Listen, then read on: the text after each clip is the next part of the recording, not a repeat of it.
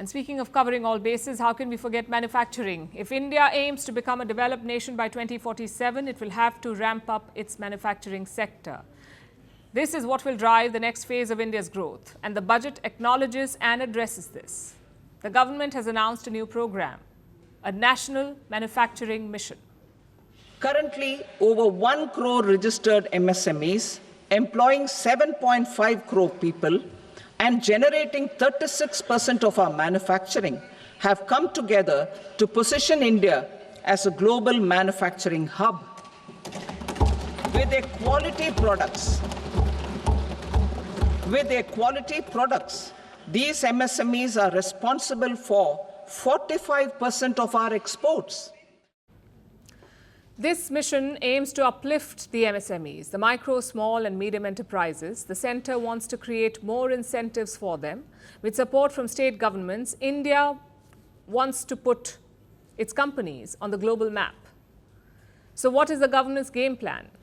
They will set up special teams to work at the grassroots level, to engage directly with small businesses and to help them export their products to the world. For this, the government wants to create an export promotion mission. This is to help small businesses understand the complex export landscape, to help them understand the rules and the requirements they need to fulfill for exports. We're talking about very basic things like how to pack and ship your goods, the quality standards that you have to meet, the safety certifications, the entry barriers, all of this. Any small business trying to sell its product overseas will face these challenges. So the export promotion mission could serve as their guide. It could act as their advisor. This was one of the standout ideas from the budget. There were more, like the plan to turn India into a global toy hub. This falls under the Make in India mission. You see, toy production has been a success story for us. About a decade ago, India was a net importer of toys. But by 2022 and 2023, it became a net exporter. Toy exports surged by over 200% in the last 10 years, and imports declined by 52%. This is a promising trend, and there is still room for growth here. Toys make up only a small share of India's total exports. Last year, India exported toys worth over $150 million. To boost these numbers, the government plans to introduce new schemes.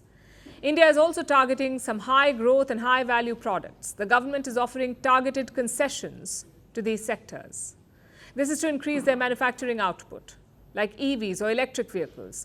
India wants more batteries for EVs to be made at home, so it has slashed duties on battery components.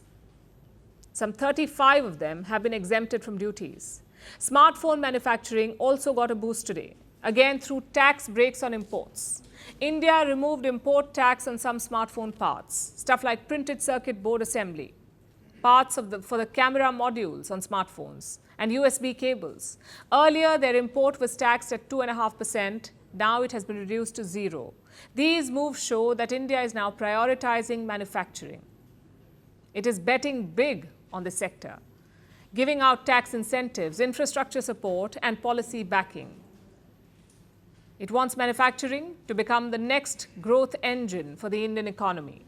There is still a long way to go, but this is a promising start. We are calling this show Vantage. We hope you like what we put together for you. Touted as the minimum defense from that video. India's neighbors were the first to send the special edition of Vantage live from the White House throughout this week. Yes, Hindu Mandir in we're on our way to Tel Aviv. City measure, but it's also the perfect way to drive. I don't think that Prime Minister of Bhutan, Sherin Tagwe. Welcome to 60% of the world's office. Prime Minister Modi did the iron. we were actually How are you doing? How do you like? It's been 1 year since that meeting. Iron bars separate you from the outside. Out the vote efforts. Trump had, it says, and at $4.3 trillion. 300 billion by 2030. That's what we need to tackle climate change.